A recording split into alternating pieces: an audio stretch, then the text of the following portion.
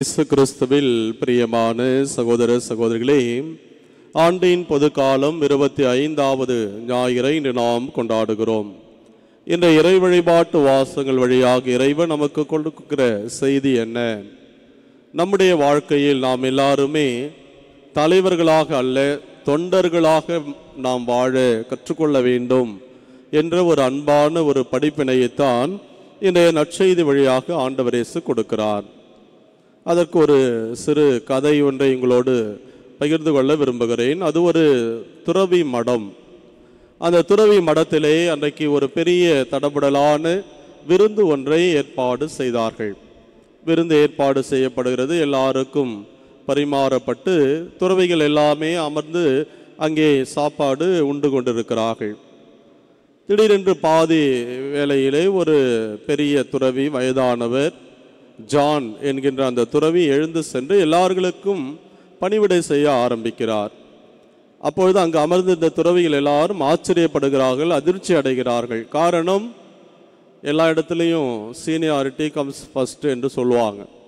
பெரியவங்க எல்லாம் அமர்ந்திருப்பாங்க, இருக்கக்கூடிய சிறு துறவிகள் தான் அங்கே பணிவிடை செய்வார்கள், உதவி செய்வார்கள். ஆனால் இங்கு வித்தியாசமாக இந்த துறவி ஜான் என்கின்ற அந்த துறவி எல்லாருக்கும் பணிவிடை செய்கிறார். அப்பொழுது இளம் துறவிகள் எல்லாம், ஐயோ எங்களுக்கு வேண்டாம் சாமி, நீங்கள் போங்க என்று அவரை தடுக்கிறார்கள், அனுப்பி வைக்கிறார்கள். அங்கே பவுல் என்ற ஒரு துறவி, அவரும் இளம் வயதுதான், அவரிடத்திலே வந்து பரிமாறுகிற பொழுது அவர் எதுவுமே சொல்லவில்லை, இன்முகத்தோடு ஏற்றுக்கொள்கிறார். மற்ற எல்லாருக்கும் பயங்கர கோபம், என்ன திமிரு பிடிச்ச பையன் இவன், அவ்வளோ பெரிய மனுஷன் வந்து பணிவிடை செய்கிறாரு, இவன் பல்ல காட்டிக்கிட்டு அதை போய் வாங்குறானே என்று சொல்லி எல்லாரும் திட்டுகிறார்கள், கோபப்படுகிறார்கள். ஆனால் இந்த பவுல் என்ற அந்த துறவி எதுவும் கண்டுகொள்ளவில்லை. எல்லாம் முடிந்த பிற்பாடு அவருடைய வகுப்பு தோழர்கள், இன்னும் மற்றவர்கள் எல்லாம், ஒரு சில பெரியவர்கள் அந்த பவுல் என்ற துறவியை அழைத்து கடிந்து கொள்கிறார். உனக்கு ஏதாவது அறிவு இருக்கா?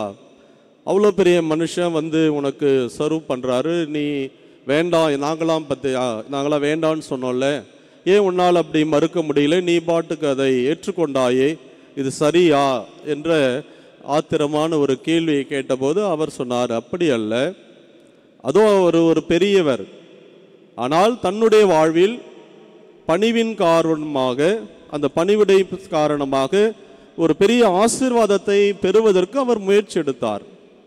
நீங்கள் எல்லாம் மறுப்பு கொடுத்தீர்கள், ஆனால் நான் அந்த ஆசீர்வாதத்தை அவர் பெறுவதற்கு தடையாக இருக்க விரும்பவில்லை. பரவாயில்லை, அவருடைய இந்த பணிவின் காரணமாக ஒரு பெரிய ஆசீர்வாதத்தை கடவுளிடமிருந்து பெற்றுக்கொள்ளட்டுமே என்றுதான் தடுக்காமல் அவருடைய அந்த சேவையை நான் ஏற்றுக்கொண்டேன் என்று பதில் அளித்த போது மற்ற துறவிகள் எல்லாம் அந்த இளம் துறவி பவுலை பார்த்து எந்த பதிலும் சொல்ல முடியாமல் வாயடைத்து தங்கள் வழியே சென்றார்களாம். அன்புக்குரிய சகோதர சகோதரிகளே, இன்றைய இறைவார்த்தை நற்செய்தி சொல்லக்கூடிய கருத்து என்ன? உங்களுள் தலைவராக இருக்கின்ற விரும்புகிறவர்கள் தொண்டராக இருக்க வேண்டும், பணிவிடை செய்ய வேண்டும். ஆனால் இன்றைக்கு அத்தகைய மனப்பான்மை நம்மிடம் இருக்கிறதா என்று சொன்னால் கிடையாது. நான் பெரியவனா, நீ பெரியவனா என்கின்ற அந்த ஈகோ, இதுதான் எல்லா இடத்திலும் தலைவிரித்து ஆடக்கூடிய ஒன்றாக இருக்கிறது. அது சமூகமாக இருந்தாலும் சரி, குடும்பமாக இருந்தாலும் சரி, எல்லா இடத்திலும் நான் பெரியவன், நான் தான் என்கின்ற அந்த ஈகோ, ஆணவம், அகம்பாவம் இருக்கிற இடத்திலே கண்டிப்பாக பல்வேறு விதமான அவலமான ஒரு சூழல் இருக்கும் என்பதைத்தான் இன்றைய 2வது வாசகத்திலே திருத்தூதர் யாக்கோப்பு தெளிவுபடுத்துகிறார். எங்கு பொறாமை, கட்சி மனப்பான்மை இருக்கிறதோ அங்கு குழப்பம் இருக்கும், கொடும் செயல் நடைபெறும். ஏனென்று சொன்னால், பொறாமையும் கட்சி மனப்பான்மை இருக்கின்ற வேளையிலே அதை அடைவதற்காக, உயர் பதவியை அடைவதற்காக எல்லா விதமான அட்டூழியங்களையும் அங்கு செய்வார்கள். அதுதான் கொடும் செயல் என்று மிக தெளிவாக யாக்கோப்பு அங்கு தெளிவுபடுத்துகிறார். அது மட்டுமல்ல, நான் என்கின்ற அந்த ஆணவம் இருக்கின்ற இடத்துல எல்லா விதமான அட்டகாசமும் நடக்கும். ஏனென்றால் நான் என்பது ஆண்டவருக்கு எதிரான ஒன்று. ஈகோ, ஆங்கில எழுத்து EGO, அதிலே அழகாக ஒரு விளக்கத்தை சொல்கிறார்கள், எட்ஜிங் காட் அவுட். எப்பொழுது கடவுளை வெளியே தள்ளி நான் தான் என்கின்ற ஒரு இருமாப்பு அங்கு வருகிறதோ கடவுளுக்கு எதிராகவே நாம் அங்கே நிற்கிறோம் என்பதுதான் அந்த ஈகோ என்கின்ற அந்த எழுத்து வார்த்தை நமக்கு தெளிவுபடுத்துகிறது. அதுதான் தொடக்க நூலிலே கூட 11வது அதிகாரத்திலே மிக அழகான ஒரு நிகழ்வு அங்கு கொடுக்கப்படுகிறது. 11வது அதிகாரத்திற்கு முன் நடந்தது என்ன? தொடக்க நூலை எடுத்து வாசித்தோம் என்றால், அங்கே நோவாவினுடைய காலத்திலே அநியாயம், பாவம், அக்கிரமங்கள் தலைவிரித்தாடிய ஒரு சூழ்நிலையிலே யாவே இறைவன் அவர்களை அழித்துவிட நினைக்கிறார். எனவே 40 இரவு 40 பகல் மழை பெய்கிறது, எல்லாமே அழிந்து போகிறது. நோவாவும் அவருடைய குடும்பம் மட்டும்தான் காப்பாற்றப்படுகிறது. அதன் பிற்பாடு வளர்ந்த தலைமுறை என்ன செய்கிறார்கள்? பாபேல் என்கின்ற இடத்திலே ஒரு பெரிய கோபுரம் ஒன்றை நாம் கட்டுவோம், இனிமே எவ்வளவு மழை பெய்தாலும் கடவுள் நம்மை அழிக்க முடியாது, கடவுளுக்கு எதிராக அவருடைய மனப்பான்மை வருகிறது. எனவேதான் அந்த ஈகோ, நான், ஆணவம் என்கின்ற அகம்பாவம் அங்கே வருகிற வேளையில் யாவே இறைவன் கோபப்படுகிறார். அவர் செய்தது சிம்பிள் காரியம்.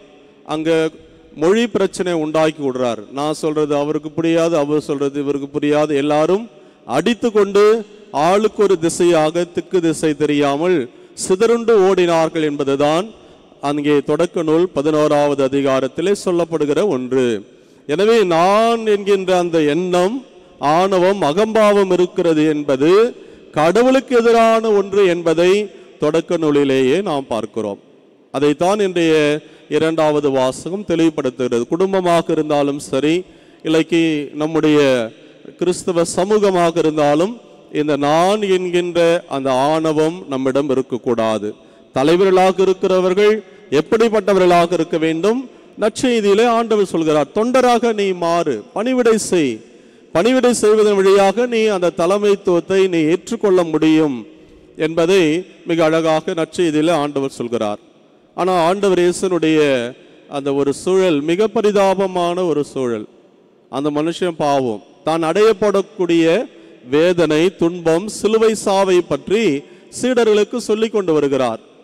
ஆனால் பழமொழி சொல்லுவாங்க, அன்னை எப்போ சாவான், திண்ணை எப்போ காலியாகும். இந்த ஒரு மனப்பான்மை தான் எல்லா சீடர்களுக்கும் இருக்கிறது. கடவுள் போயிட்டா அந்த இடத்தை யார் பிடிப்பது, யார் பெரியவர் என்கின்ற ஒரு கேள்விதான் அவர்களுக்குள் வருவதை நற்செய்தியிலே ஆண்டவர் இயேசு தெளிவாக சொல்கிறார். ஏன் இந்த குழப்பம்? இயேசு அந்த 3 பேரை, திருத்துதர் யோவானும் சரி, ராயப்பர், அதே போல இவர்கள் தனிமையான இடத்திற்கு எப்பொழுதெல்லாம் அவர் செல்கிறாரோ அந்த 3 பேரை அழைத்து செல்கிறார் என்பது நற்செய்தி சொல்கிறது. ஒருவேளை அந்த 3 பேர் வந்து நாங்கள் தான் பெரியவங்க என்று மற்றவர்களிடம் சொல்லி இருக்கலாம்.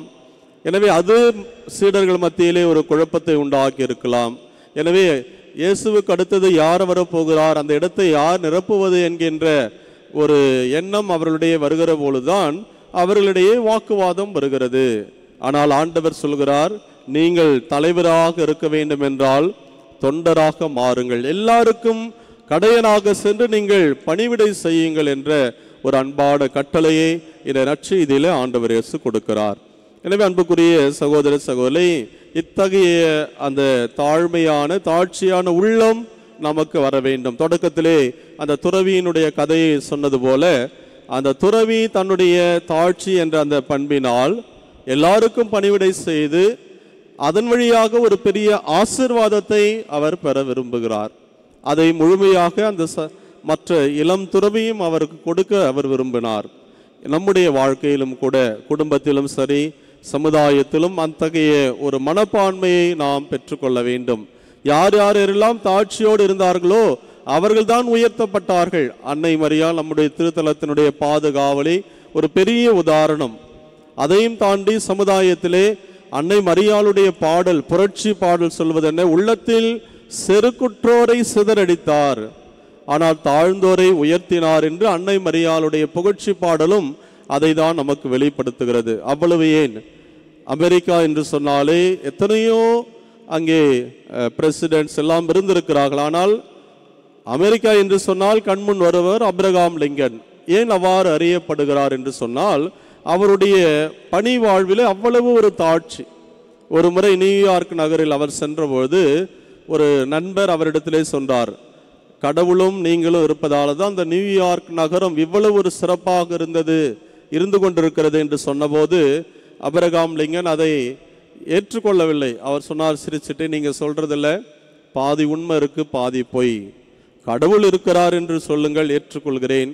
ஆனால் என்னால் தான் அது என்பது நான் ஏற்றுக்கொள்ள முடியாது என்று தாட்சியான ஒரு உள்ளத்தையோடு அவர் அதை சொன்னார்.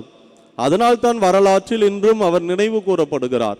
எனவே அன்புக்குரிய சகோதர சகோதரர்களே, இன்றைய இறை வார்த்தை, குறிப்பாக நற்செய்தி நமக்கு சொல்லக்கூடிய இந்த ஆழமான செய்தி, எத்தகைய ஒரு வாழ்வாக இருந்தாலும் சரி, அந்த இடத்திலே தலைவர்களாக இருக்கக்கூடியவர்கள் தொண்டர்களாக இருக்க வேண்டும். அந்த தொண்டு நிலையிலே தாட்சி நிறைந்த உள்ளத்தோடு பணிவாழ்வில் நாம் இறங்குகிற வேளையிலே பல மடங்கான ஆசீர்வாதங்களை பெற்று அதன் வழியாக நாம் உயர்வோம் என்கின்ற அந்த உன்னதமான ஒரு செய்தியை கொடுக்கக்கூடிய இந்த இறைவார்த்தை பகுதியை உள்வாங்கி எல்லா நிலையிலும் தாட்சி உள்ள மனம் கொண்டவர்களாக, தலைவர்களாக அல்ல தொண்டர்களாக பணிவிடை செய்து பல ஆசீர்வாதங்களை நமக்கும் நம்முடைய குடும்பத்திற்கும் சந்ததிற்கும் நாம் பெற்றுக்கொள்ள தொடர்ந்து முயற்சிடுப்போம். அதற்கு தேவையான வரத்திற்காக மன்றாடுவோம். இறைவன் இயேசு நம்மை நிறைவாக ஆசீர்வதிப்பாராக. ஆமீன்.